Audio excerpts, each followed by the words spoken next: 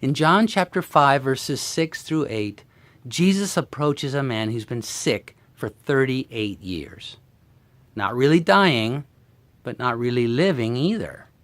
Not really experiencing the life God intended for him. And Jesus asks him if he'd like to be made well. Now, the King James Version of the Bible uses the word whole, W-H-O-L-E, here instead of the word well, W-E-L-L. And although either word is appropriate, I like the King James better because wholeness carries with it the idea of being restored to the intended state. And in my view, that's the sense of the original Greek here. So picture this.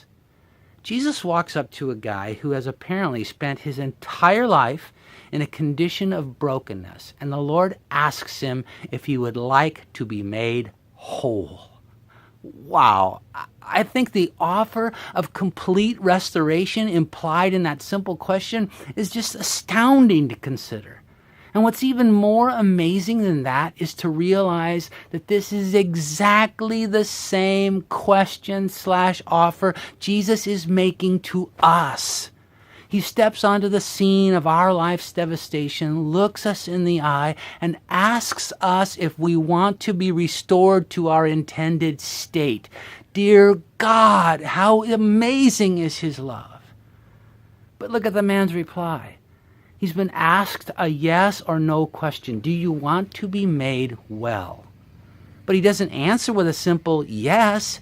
He answers with an excuse for remaining in his brokenness and offers an explanation for why he can't be made whole.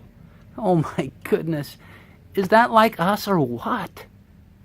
He tells Jesus there are conditions and circumstances sourced outside of himself that prevent him from being healed. I can't walk, so I can't get to the water when it's moving. I don't have anyone to help me. Others push me out of the way. And isn't that how we often respond to our Savior's offer of restoration? We say things like, I can never be whole because of what my father did to me. I can't live the life I was made for because I never received the educational opportunities others had. Because I don't have enough money. Because I have this disability. Because this or that agency, organization, government, or person screwed me over. And our lists go on and on. But Jesus is still standing there asking a simple yes or no question. Do you want to be made whole? And in spite of the man's all too human response, Jesus offers him 3 steps to recovery, and the first of these is this: rise. He's asking the man to stop excusing himself and simply receive the healing being offered. And I believe some of you may be hearing the same thing from your Savior right now. Rise.